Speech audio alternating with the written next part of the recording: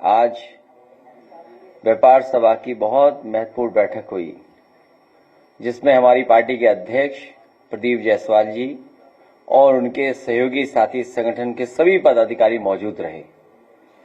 राष्ट्रीय अध्यक्ष मनीष जगन अग्रवाल नहीं पहुंच पाए क्योंकि उनका एक्सीडेंट हो गया, जिसके कारण वो आज कार्यक्रम में और इस कार्यक्रम में शामिल नहीं हो पाए। मैं व्यापारी साथियों का बहुत बहुत धन्यवाद और आभार प्रकट करता हूं कि आज वो समाजवादी पार्टी के कार्यालय में आकर के जो एक समय पर बहुत ही प्रतिष्ठित सम्मानित नगर सेठ भामाशाह, जो उस समय के न केवल दानी थे बल्कि राष्ट्र और देश के हित में जो फैसले ले सकते थे और महाराणा प्रताप के सबसे बड़े सहयोगी, अगर कोई उस समय हल्दी घाटी की लड़ाई के बाद था तो भामाशाह थे। आज हम उनको याद करते हैं। उनके तमाम जो मानने वाले लोग हैं जो बड़ी संख्या में आए, उनका भी मैं बहुत बहुत स्वागत करता हूं। जहां व्यापारी साथियों के साथ बैठक हुई, वहीं व्यापारी साथियों की बहुत सी चीजों को लेकर के चिंता थी। कहने को तो सरकार ये डबल इंजन की है। भारतीय जनता पार्टी के लोग कभी थकते नहीं हैं ये कहते हुए कि डबल इंजन की सरकार है। अगर इनका काम करने का तरीका देखें तो सच्चाई जाने तो आज सरकार में हर इंजन ईंधन की जुगाड़ में लगा हुआ है। जितने भी इनके इंजन हैं सब ईंधन के जुगाड़ में लगे हुए हैं। वहीं व्यापारी साथियों ने यह भी संकल्प लिया है कि बिना खर्चे के अपने स्थानों पर बैठ करके समाजवादी पार्टी का प्रचार के साथ साथ चुनाव में पूरी जिम्मेदारी के साथ सहयोग करने का काम व्यापार सभा के लोग करेंगे। जहां अर्थव्यवस्था सबसे महत्वपूर्ण है, हमारे व्यापारी साथियों की सुरक्षा, व्यापारी साथियों का सम्मान और उनके व्यापार को और सहूलियत मिले, उसके लिए सरकार में रहकर के हम लोग कदम उठाने का काम करेंगे। जहां भारतीय जनता पार्टी ने समय समय पर यह भरोसा दिलाया व्यापारियों को कि जितने भी उन्होंने फैसले लिए हैं, चाहे वो जीएसटी के हों या अन्य कानून के, ये कहकर के भरोसा दिलाया कि इसके लागू होने से, इसके सरलीकरण होने से व्यापार को लाभ पहुंचेगा। लेकिन सच्चाई यह है कि इन कानूनों ने हमारे व्यापारियों को जहां उलझाया है, वहीं व्यापार को भी संकट में डालने का काम इन गलत नीतियों के, इन गलत कार्यक्रमों के माध्यम से हुआ है। भाजपा के राज में, इस भारतीय जनता पार्टी के राज में व्यापार कारोबार आर्थिक सामाजिक आपातकाल के दौर से गुजर रहा है। ये नए तरह की इमरजेंसी है व्यापारियों के ऊपर। ये ऐसा समय गुजर रहा है कि जहां पर आर्थिक सामाजिक आपातकाल लग रहा है। कल ही खबर हम लोगों ने अखबारों में पढ़ी और बहुत सारे जुड़े हुए व्यापारी ये बात जानते होंगे, जहां अखबार में ही लिखा है और सरकार का ये आंकड़ा ये कहता है कि पिछले एक साल में 35,000 एमएसएमई कंपनियां बंद हुई हैं देश में। आप सोचिए कि जो सरकार ये कहती है कि हम व्यापारियों की सरकार है, हम कारोबार को बढ़ाने वाले फैसले लेते हैं, वहीं एक साल में जो सबसे महत्वपूर्ण इकाई है हमारे अर्थव्यवस्था की, एमएसएमई, वो 35,000 बंद हो गई हैं। जहां सरकार की जो मेंटलिटी है, काम करने का जो तरीका है, वो जाहिर हो रहा है कि ये सरकार ट्रेड मेंटलिटी से काम कर रही है, जिसमें प्रोडक्शन की कोई जगह नहीं है और जो गुड्स हैं, जो सामान हैं, उसके ट्रेड पे जोर दे रहे हैं। आप कल्पना करिए कि अगर इसी तरीके से अर्थव्यवस्था चलती रही तो वो हमारे जो कारोबारी हैं, उद्योग चलाने वाले लोग हैं, छोटे मोटे काम करने वाले हैं, उनकी हालत आने वाले समय में कैसी होगी। और ये सरकार लगातार बिचौलियों का प्रॉफिट कैसे बढ़े, बिचौलियों की आमदनी कैसे बढ़े, उसके फैसले ले रही है। कुछ भाजपाई मुनाफाखोरों की वजह से सारे व्यापारियों की सामाजिक छवि खराब हो रही है। वो तमाम भारतीय जनता पार्टी के भाजपाई कारोबारी जो मुनाफाखोरी कर रहे हैं, उनकी वजह से बड़े पैमाने पर बड़े व्यापारियों की छवि खराब हो रही है। भाजपा की विशेष चंदा पॉलिसी की वजह से सब जगह नजराना वसूला जा रहा है, जिससे महंगाई बढ़ती है। और अगर महंगाई बढ़ती है तो मांग घटेगी, और अगर मांग घटेगी तो हमारा व्यापार भी कम होगा। और व्यापारियों की इतनी आर्थिक स्थिति खराब है कि आज व्यापार चलाने के लिए उन पर पूंजी नहीं है, पैसा नहीं है। वो जहां व्यापार चलाने के लिए पैसा नहीं, तो आखिरकार व्यापार बढ़ाएंगे कैसे। और अब तो ऐसी भी सूचनाएं मिल रही और जानकारी आ रही है कि निवेश में एडवांस कमीशन की डिमांड हो रही है। अगर आप निवेश करना चाहते हैं तो आपसे एडवांस कमीशन की मांग हो रही है। और वहीं ऑनलाइन की चुनौती की वजह से हमारे बहुत सारे ट्रेडिशनल व्यापारी, उनका बड़े पैमाने पर नुकसान हो रहा है। और जिस तरह का टैक्स सिस्टम इन्होंने क्रिएट किया है, ये व्यापारियों के अंदर लगातार भय पैदा कर रहा है। कहने को तो ये कहते हैं कि हमारा टैक्स सिस्टम बहुत अच्छा होने जा रहा है, व्यापारियों की मदद कर रहा है, लेकिन सच्चाई यह है कि टैक्स सिस्टम व्यापार के लिए भय पैदा करता जा रहा है। जीएसटी के पुराने व झूठे नोटिस और पॉलिटिकल नोटिस, अगर कहीं व्यापारी समाजवादी पार्टी की विचारधारा उसकी अगर तारीफ भी कर दी उसने, तो जीएसटी के पुराने व झूठे नोटिस और सेटलमेंट के नाम पर पूरा वसूली का तंत्र काम कर रहा है। ये नई पॉलिसी है भारतीय जनता पार्टी की। जहां विशेष चंदा पॉलिसी थी, वहीं उन्हीं की अंदर ही अंदर सेटलमेंट की पॉलिसी चल रही है। और उसका उदाहरण कई हमारे व्यापारियों ने देखा है। कानपुर जैसे बहुत बड़े शहर में जहां बड़ा कारखाना कारोबार है, वहां पर महीनों सेटलमेंट के लिए पुलिस बैठाई गई।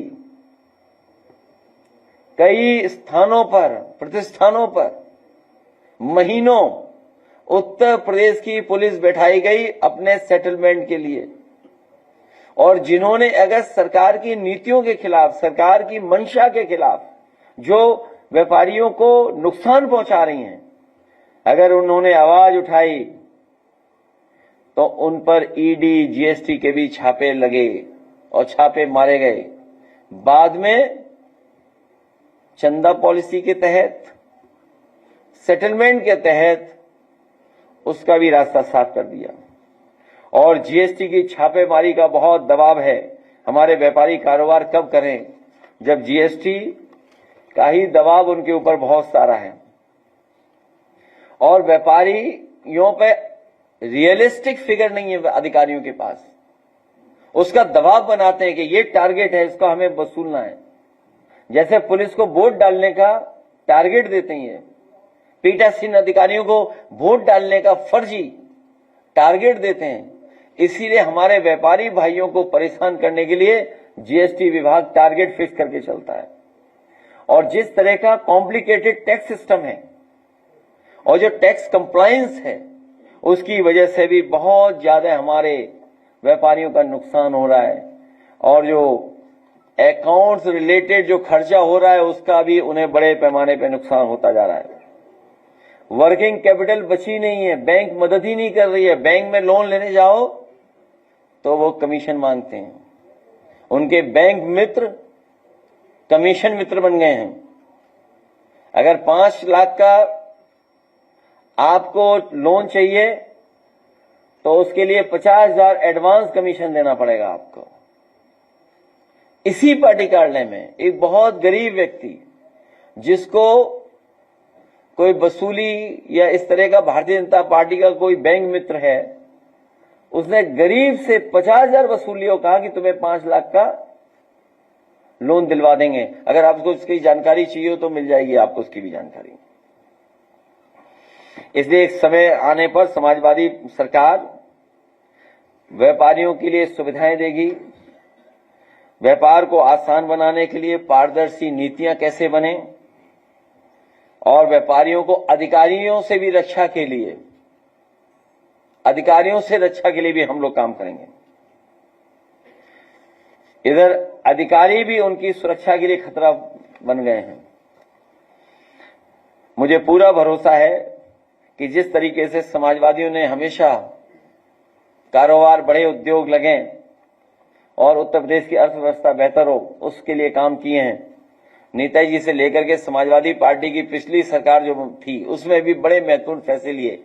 आज जब मैं अखबार पढ़ रहा था, वो देख रहा था, उसमें तो जो इंसेंटिव दिए जा रहे हैं आज भी, वो इंसेंटिव उन्हीं उद्योगों को दिया जा रहा है जो कभी समाजवादी सरकार में शुरू हुए थे, बने थे। चाहे वो नोएडा का सैमसंग हो, और चाहे आपके बगल में संडीला में पेप्सी का बड़ा कारखाना लगा हो। इसलिए बस कहने के लिए डबल इंजन की सरकार है, पर हर इंजन ईंधन की जुगाड़ में लगा है। मैं व्यापार सभा के सभी पदाधिकारियों का बहुत बहुत धन्यवाद देता हूं।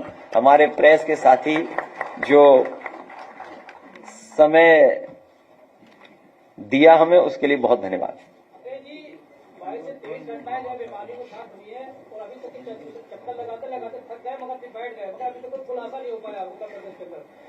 केवल 22-23 घटना नहीं, 22-23 घटनाएं नहीं, आए दिन व्यापारियों को सामना करना पड़ रहा है, और बड़े पैमाने पर व्यापारियों की हत्या उत्तर प्रदेश में हुई है।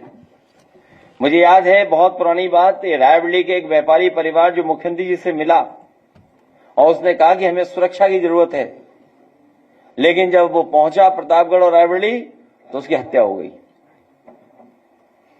कई व्यापारियों का बड़े पैमाने पर शोषण हो रहा है। प्रयागराज में हमारी पार्टी के अध्यक्ष गए थे, जो उस बच्चे के साथ हुई है हरकत, जो घटना हुई, जितनी जल्दी और जितनी ठोस कार्रवाई होनी चाहिए थी, सरकार ने नहीं की। पिछले दिनों अमित शाह जी आए थे, तो उन्होंने कहा था कि उत्तर प्रदेश में माफिया फैसले नहीं कर रहे, लेकिन दूसरे दिन लखनऊ में तमंचा सटाकर एक व्यापारी से पैसा लूट लिया गया। बताया जा रहा है कि अभी तक उस क्षेत्र के जो व्यापारी हैं वो दहशत में। कुछ सरकार के लोग जब सभा में जाते हैं तो आईना देख करके जाते हैं, तभी उन्हें याद आ जाता है ये हर डिस्ट्रिक्ट में माफिया है। सच्चाई तो ये है कि भाजपा से बड़ा कोई माफिया नहीं हो सकता।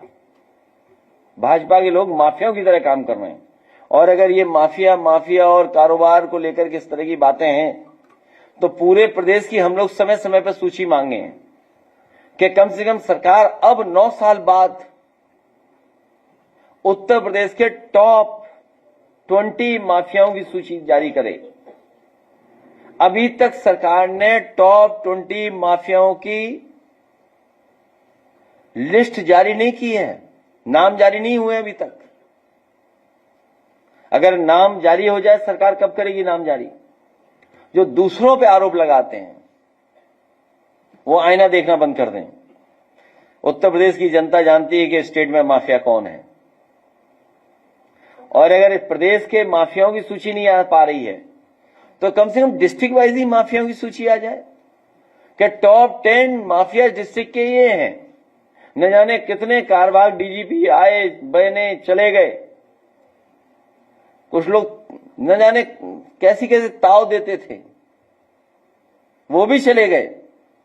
लेकिन अभी तक टॉप 10 माफियाओं की सूची जारी नहीं हो पाई सरकार में। कम से कम प्रदेश की जारी करें,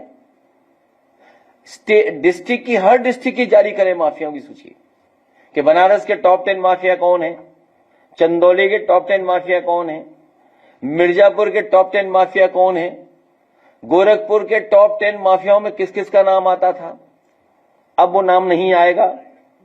कुशीनगर में टॉप 10 माफिया कौन है? आपके लखनऊ के टॉप 10 माफिया कौन है? और टॉप 10 माफिया आपके कानपुर के कौन हैं? टॉप 10 माफिया कन्नौज के कौन हैं? टॉप 10 माफिया फरीदाबाद के कौन हैं? चलो वहां के ना बताओ, कम से कम इटावा और मैनपुरी के बता दो कि टॉप 10 माफिया इटावा के कौन हैं और टॉप 10 माफिया मैनपुरी के कौन हैं। हमें उम्मीद है कि सरकार टॉप 10 माफियाओं के साथ साथ गोरखपुर का न करें जारी, बनारस का हो सकता है कुछ और लगाव हो, न जारी करें वहां की टॉप 10 माफिया की सूची, भदोही की न जारी करें, चंदौली की न जारी करें, कम से कम इटावा की तो जारी कर दें। हम अपने जिले की मांग रहे हैं, इसमें क्या गलत मांग रहे हैं बताओ। और अगर मुख्यमंत्री नहीं जारी कर पा रहे हैं तो हमारे पत्रकार सारी आप जारी कर दो। मुझे लगता है अगर आपने जारी कर दिया तो इनकाउंटर की सूची में आपका भी नाम आ जाएगा।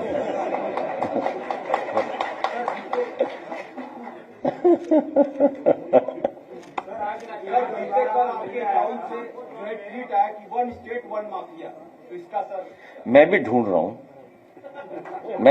हूं, इसीलिए मैंने कहा आईना देख करके न जाए, वो भाषण नहीं देना चाहिए, आईना देख करके, नहीं फिर माफिया दिखेंगे।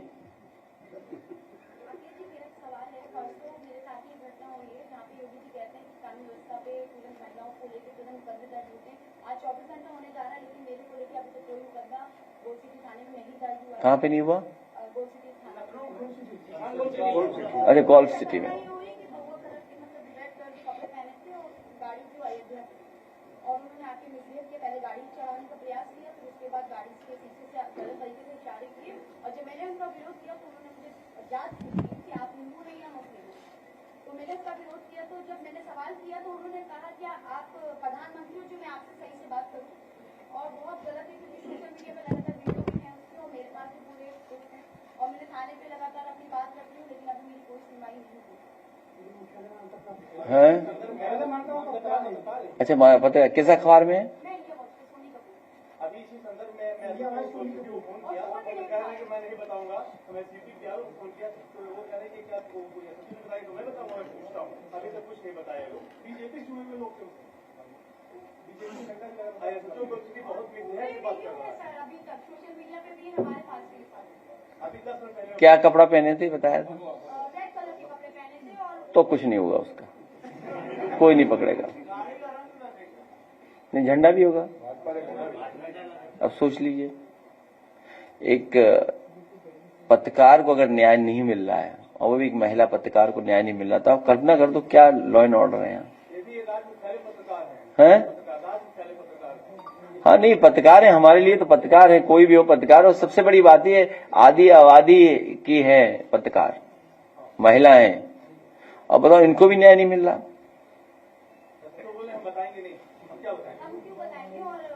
हमें उम्मीद है कि सरकार तक ये बात पहुंचेगी इनकी, हमारे माध्यम से सरकार कड़ी से कड़ी कार्रवाई करे जो ये भगवा कपड़ा पहन करके माफियागिरी कर रहे हैं।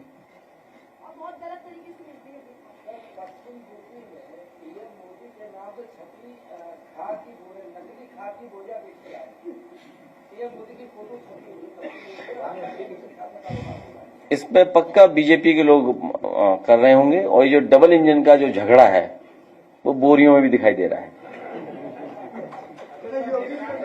ये जो डबल इंजन का झगड़ा है, ये कम से कम एक गुट ने प्रधानमंत्री जी को बदनाम करने के लिए उन्हीं ने बोरी बनवाई है।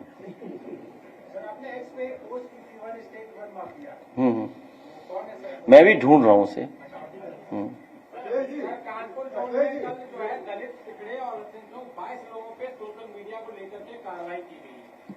हालांकि सबसे बड़ी कार्रवाई तो मध्य प्रदेश में भी होनी चाहिए।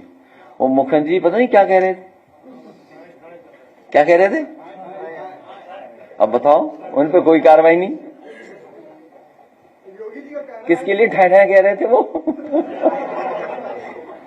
नहीं, किसको कह रहे थे वो? नहीं, उसको नहीं कह रहे होंगे ठहराए। नहीं, उसको नहीं कह रहे हैं। क्या संतोष सिंह तुम तो कह सकते हो, हम लोग नहीं कह सकते। सिंह कह सकते हैं, हम नहीं कह सकते। तुम्हारा झगड़ा पुराना है।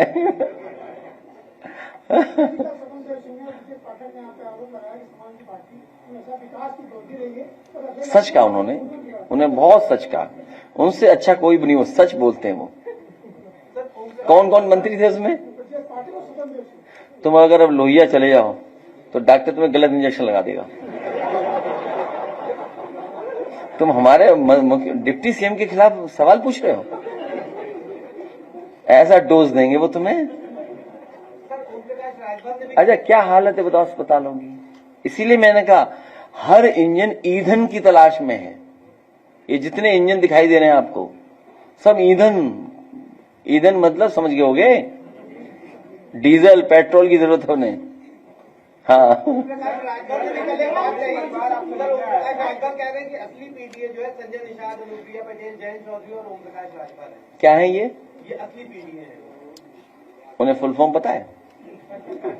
देखिए ऐसा है, असली पीडीए कौन है ये जनता तय करेगी।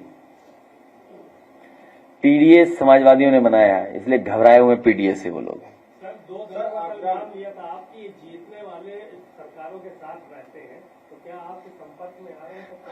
हम दूर रखना चाहते इसलिए कुछ कुछ बातें कह देते हैं आपसे, जैसे हमारे पास ना आ पाए, हमारे लोग ना ले आए उन्हें हमारे पास। हम इसीलिए जानबूझ के कुछ कहते हैं, ऐसा कह दो कि वो कुछ कहते रहे हमारे खिलाफ, जो लाने वाले लोग हैं वो ला ना पाए उन्हें। बात समझे? क्या चीज? पुल की मरम्मत के लिए हमीरपुर में उसको बंद कर दिया गया था और वहां से विधायक की गाड़ी को तो गुजार दिया गया, लेकिन जो एक व्यक्ति था जो अपनी मां की डेड बॉडी लेकर जा रहा था उसे 1 किलोमीटर पैदल चलवाया। देखिए ये सरकार हार्टलेस सरकार है। अब इस बहन का एफआईआर नहीं दर्ज हो रही है, बैठी बहन तुम्हारे सामने, इसका एफआईआर दर्ज नहीं हो रही है। ये कितनी उत्तर प्रदेश में घटनाएं हम आपको बताएं। ये हार्टलेस सरकार है। और जब हम और आप लोग विकास की बात कर रहे हैं, दुनिया में जाने कौन से आंकड़े पेश कर देते हैं भारतीय जनता पार्टी के लोग। बताओ पूरा कारोबार हम चीन को दे दे रहे हैं। ये लोग स्वदेशी का नारा दे रहे हैं। अभी तक तो इंजन टकरा रहे थे, डब्बे टकरा रहे थे, अब पता लग रहा है पटरियां भी गड़बड़ा गई हैं। पटरियां जिसपे ये पूरी विचारधारा चल रही है, वो भी बताइए। स्वदेशी जब पूरा हमारा बाजार चला गया किसी के हाथ में, कारोबार चला गया पूरा हमारा, और आज भी भारतीय जनता पार्टी की सरकार मान नहीं रही, चीनी की तरफ देख रही है। अभी भी जो देश हमारी जमीन कब्जा कर रहा हो, जो देश हमारे सब कुछ छीन ले रहा हो, तो इसीलिए मैंने कहा कि अभी तक तो इंजन डब्बे टकरा रहे थे, अब पटरियां भी गड़बड़ा गई हैं। सर आज परिवार आपसे मिला है, वो मुझे फतेहपुर से, वो 4 साल पहले स्नेहा कुशवाहा नाम की लड़की के साथ दुष्कर्म हुआ, उसे जला करके कुएं में फेंक दिया गया था। 4 नामजद थे, उनके ऊपर कोई कार्रवाई नहीं। 4 साल बाद आज प्रशासन पूरी तरह से उनसे दबाव डाल रहा है, कह रहा तुम समझौता करो नहीं तो तुम्हें जेल में डाल। आज वो परिवार फतेहपुर का मुझे मिला, जिनके परिवार की बेटी के साथ ऐसा हादसा हुआ, घटना हुई, वो मार दी गई, और इतने वर्ष होने के बाद भी पुलिस कोई भी मदद करने के लिए तैयार नहीं है। पीड़ित तो भूल ही जाओ, जिन पे आरोप है उनके साथ खड़ी हुई है पुलिस। सोचिए आप, ये है लॉ एंड ऑर्डर यूपी का, ये लॉ एंड ऑर्डर है, बताइए।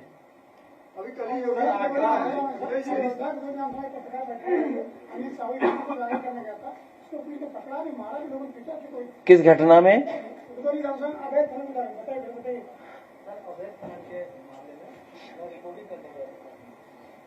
ये अवैध खनन तो बहुत चल रहा है। देखिए इनके विधायक ट्रेन में यात्रियों को पीट रहे हैं, इनका एमएलसी लेन देन में कूटा जा रहा है, ये लोग सीसीटीवी पे पकड़े जा रहे हैं, कैमरों पे पकड़े जा रहे हैं, वो नाइट विजन कैमरे की वजह से पकड़े गए। पूरा का पूरा क्या व्यवस्था है बताओ। जो हाईवे बना रहे हैं उस हाईवे पे एक्सीडेंट हो जा रहा है इन्हीं के विधायक का। मंत्री लोग आखिरी वक्त पर जाने क्या क्या कर रहे हैं। कई मंत्री शिकायत करने के अधिकारी हमारी नहीं सुन रहे और अधिकारियों की ट्रांसफर पोस्टिंग किसी और कारण हो रही है और रात भर पैसे गिने जा रहे हैं। रात भर आप पता कर लीजिए विभागों के बारे में।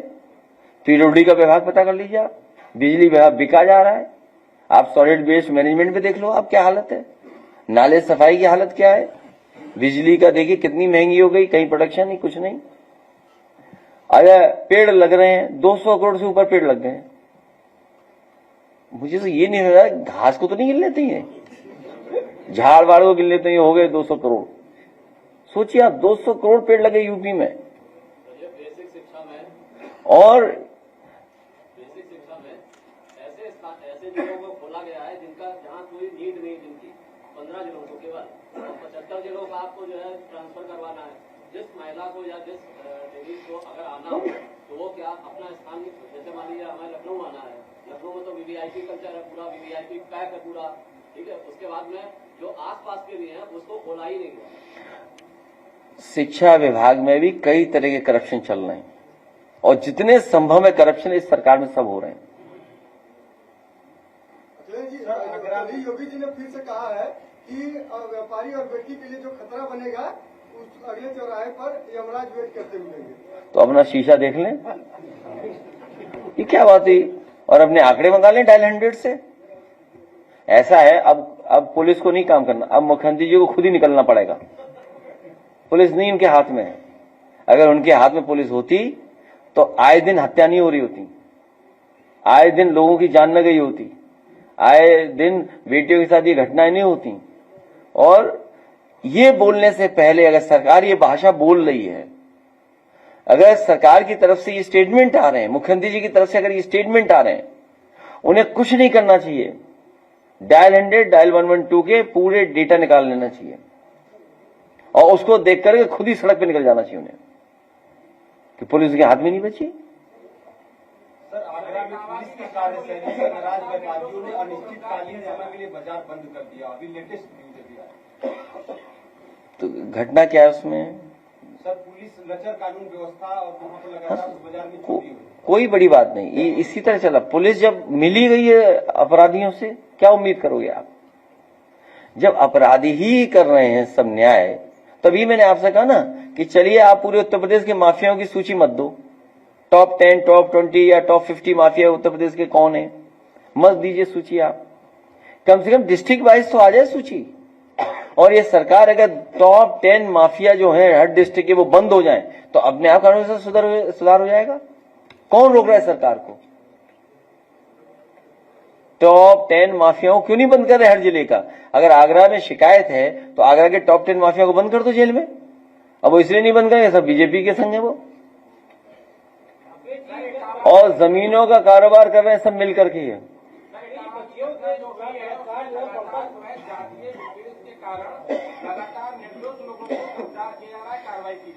आज व्यापार सभा के लिए एक बहुत बढ़िया ऐड बनाया है, वो ऐड आप जरूर देखिए। लाइए ऐड और लाइट बंद कर दो, उसके बाद कोई गाना लगाइए, जौनपुर का जो गायक है उसका गाना, पूछो महोगा का।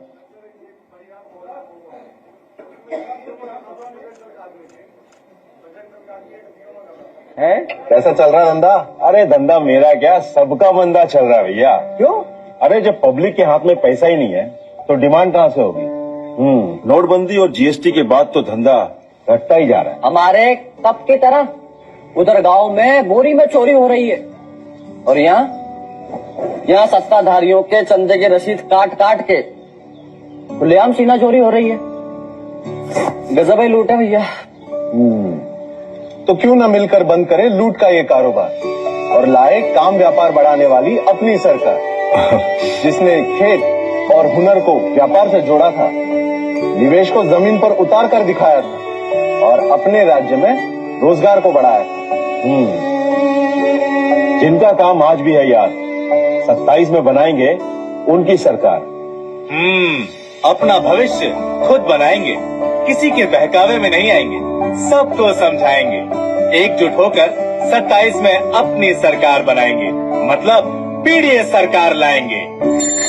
अपनी सरकार बनाएंगे, अपनी सरकार बनाएंगे।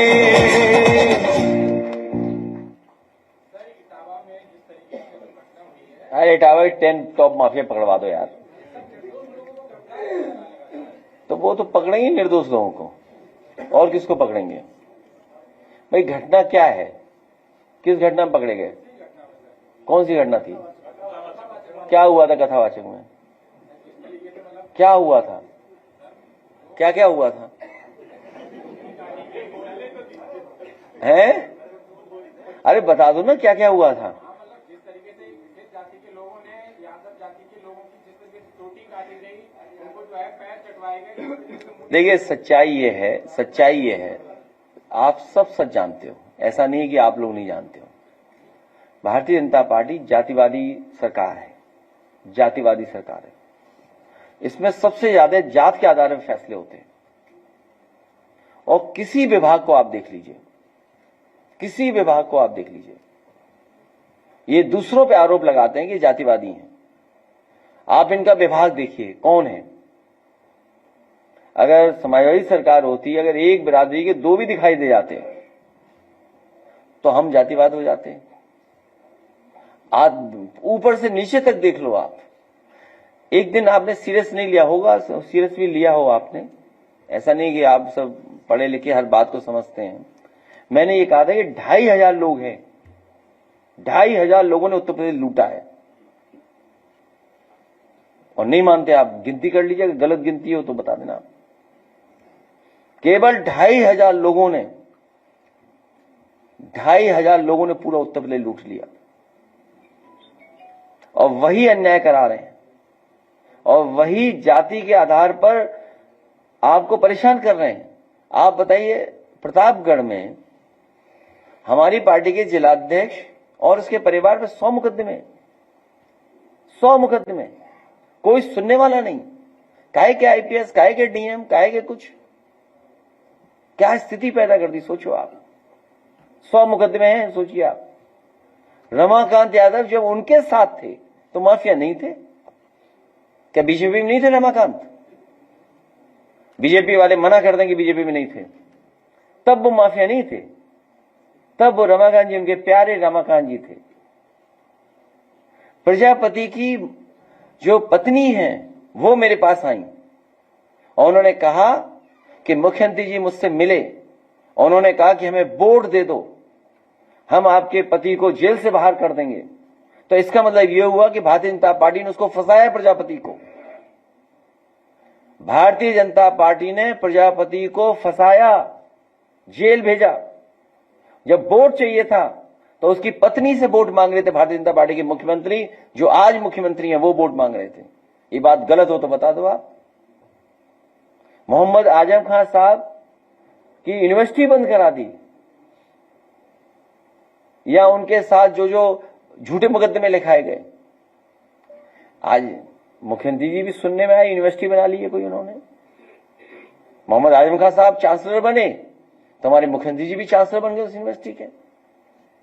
अगर जमीन के रेवेन्यू डिपार्टमेंट के जो जमीनें थी, जो सड़कें होती हैं, जो तालाब होता है, या और जमीनें होती हैं, जैसे मोहम्मद आजम खान साहब ने अपने कैबिनेट के फैसले से, सरकार के फैसले से अपनी यूनिवर्सिटी का हिस्सा बनाया, वैसे ही मुख्यमंत्री जी ने हिस्सा बनाया। तो क्या गलत किया मोहम्मद आजम खान साहब ने? योगी जी भी तो बना रहे हैं यूनिवर्सिटी। आप उनके भी जमीन की चीजें चेक करो, जैसे मोहम्मद आजम खान साहब की जमीनों के चेक किए थे आपने। भाई यूनिवर्सिटी में वो भी चांसलर, वो भी चांसलर, उन्होंने भी जमीन ली, उन्होंने भी जमीन ली। अगर उन्होंने 300 एकड़ ली तो उन्होंने 600 एकड़ ली जमीन। आप पता करिए गोरखपुर में कितनी जमीन ले ली। हाँ, आप लोग लिखा दोगे, चला दोगे तो हो सकता है आपका हाफ इनकाउंटर हो जाए। तो जातिवादी कौन है? कौन भेदभाव कर रहा है फैसलों में? और सोचिए आप, व्यापारियों का, व्यापारियों के पक्ष में हम लोग गए, व्यापारियों की सरकार ये। और जब व्यापारियों को मुआवजा दिलाने हम लोग गए तो बुलडोजर की बकेट पर बीजेपी के लोग, और प्लानिंग करके विधायक ने भेजा। सोचिए आप, क्या विधायक डायरेक्ट संपर्क में नहीं मुख्यमंत्री के? सोचिए आप, ये हो रहा है उत्तर प्रदेश में। और जो घटना हुई इटावा में, जो कथावाचकों को मैंने बुलाया, वो मैंने इसलिए बुलाया कि समाज में दूरियां ना हो, उस गांव में पहले भी ये यादवी कथा करके गए हैं, आप पता करवा लेना। आप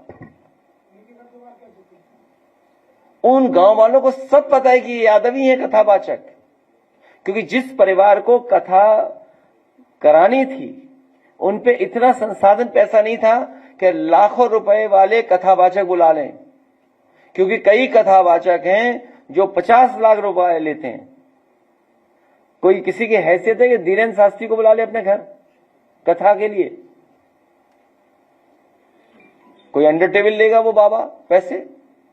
आप पता करवा लीजिए, अंडर टेबल नहीं लेते हैं वो धीरेन्द्र शास्त्री। क्या कथा बाजने की पता नहीं कितनी कीमत होगी उनकी, फ्री थोड़े नहीं।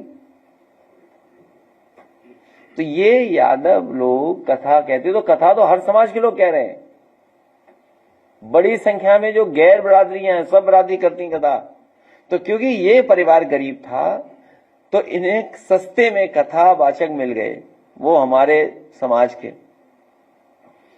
विवाद बढ़े नहीं, झगड़ा बढ़े नहीं, इसलिए मैंने उन्हें बुला करके यहां सम्मान कर दिया।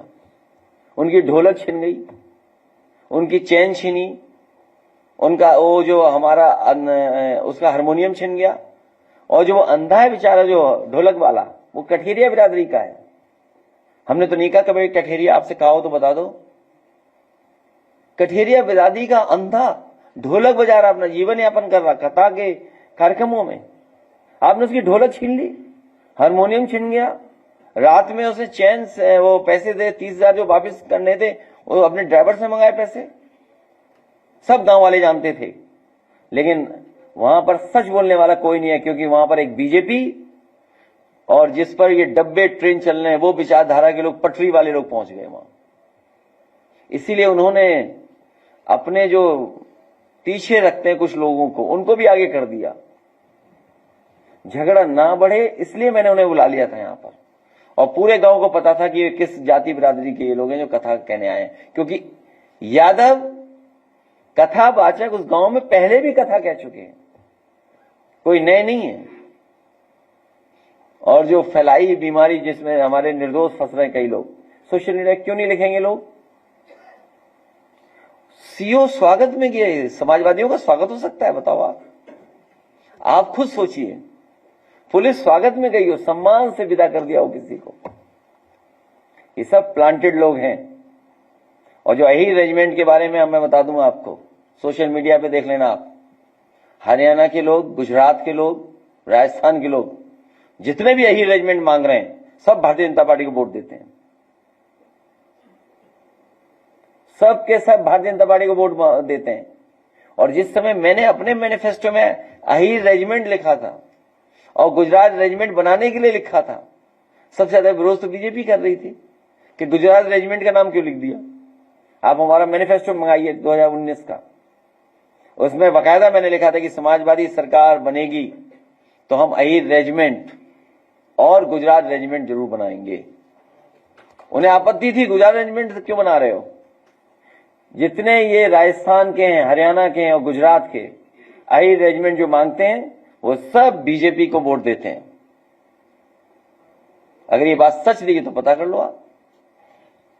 लेकिन उन्हें दिखाई दे रहा है उत्तर प्रदेश का चुनाव, अभी प्लांटेड लोग कम आए हैं। अभी प्लांटेड लोग देखना कितने आते हैं, तो हमसे कोई खिंचा ले फोटो। लेकिन हमने रेट तय कर दिया कुछ मैंने। आज मैं व्यापारी साथियों को धन्यवाद देता हूं, आज इन्होंने लाखों रुपया मुझे दिया, लाखों रुपया दिया। आप कल्पना नहीं कर सकते कि हमारे व्यापार सभा के लोगों ने कितना हमारी मदद की है। लाखों।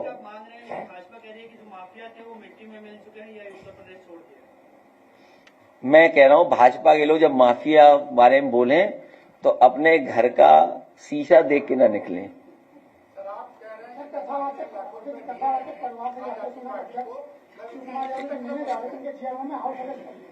क्या चीज? क्या किन के यहाँ? अरे इतना नहीं दिया जो इनकम टैक्स में चले जाए। इतने देने वाले भाजपा को देते हैं।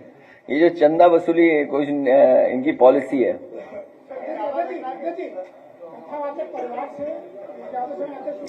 देखिए आप देखिए ऐसा है, भगवान कृष्ण पूरी दुनिया में उनका है। भाजपाई भगवान बदलने वाले लोग हैं, इस समय से भगवान बदल देते हैं। मैं आपसे कह रहा हूं, भाजपाई भगवान बदल देते हैं अपने सब समय, भगवान बदलते रहते हैं। इनका एक भगवान नहीं है। हो सकता है बुरा लगे उन्हें इस बात को लेकर के, हम पे कहें कि हम सनातनी नहीं है। सत्य का रास्ता ही सनातन है, धर्म का रास्ता ही सनातन धर्म है, और धर्म का रास्ता अन्याय नहीं कर सकता। जो अन्याय कर रहा है वो धर्म के रास्ते पे नहीं है, और जो अन्याय, दुख, परेशानी दे रहा वो सनातनी नहीं है। याद रखना, अपने आप को वो सनातनी नहीं कह सकता है जो दूसरों को दुख देता हो, दूसरों को परेशानी पैदा करता हो। हम हिंदू लोग उसको कभी स्वीकार नहीं कर सकते वो सनातनी है। जो दूसरों की हत्या कर दे वो सनातनी नहीं हो सकता।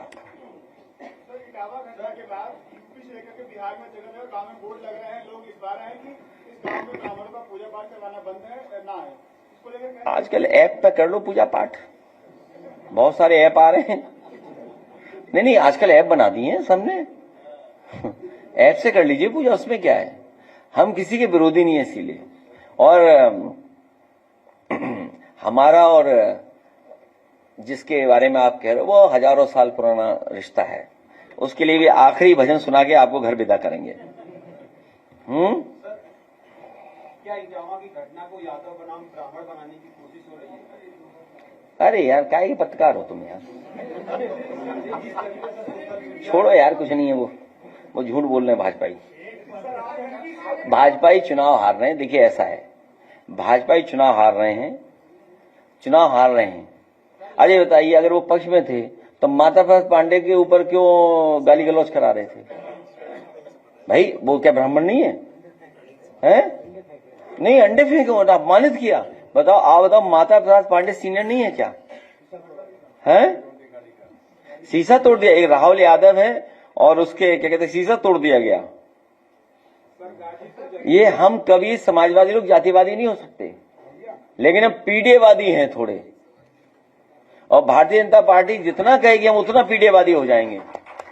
भारतीय जनता पार्टी जितना प्लांट करेगी हमारे खिलाफ हम उतने ही पीढ़ीवादी हैं। बस याद रखें वो लोग।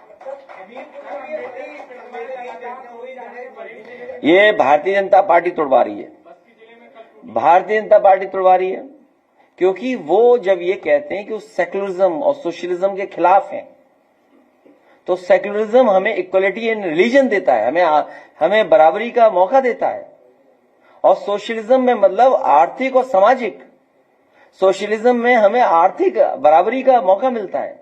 ये कैपिटलिस्ट लोग हैं, ये बड़े बड़े लोगों के साथ खड़े हुए लोग हैं। इसलिए ये बाबा साहब भीमराव अम्बेडकर के पक्ष में नहीं रहेंगे, संविधान के पक्ष में नहीं है, क्योंकि ये सीधे सीधे आरक्षण के खिलाफ नहीं बोल सकते हैं, इसीलिए सोशलिज्म के खिलाफ बोलते हैं। क्योंकि ये कट्टरवादी लोग हैं, ये नफरत पसंद करते हैं लोग, ये समाज को बांटने वाले लोग हैं, इसलिए सीधा सीधा नहीं कह सकते, इसलिए सेक्युलरिज्म के खिलाफ है।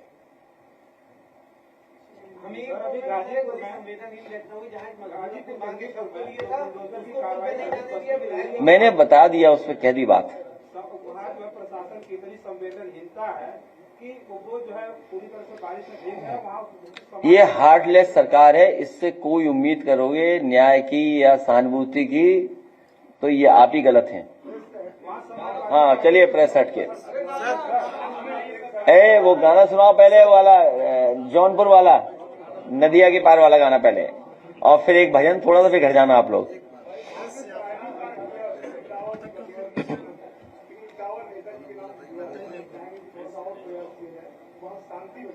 नहीं, अरे ये मैं आपको बता दूं, एक बीजेपी का नेता हुआ और कुछ लोग जो जिसपे पटरी जिसपे डबल इंजन चल रहे हैं, उनके लोग पहुंचे थे गांव में, आप पता करवा लो आप। उन्होंने नफरत फैलवाई, उन्हीं ने झूठ बुलवाया, बोला महिला वो तारीख छेड़ा है। बताइए, अब मैं बोल दूंगा तो कुछ बात हो जाएगी बस।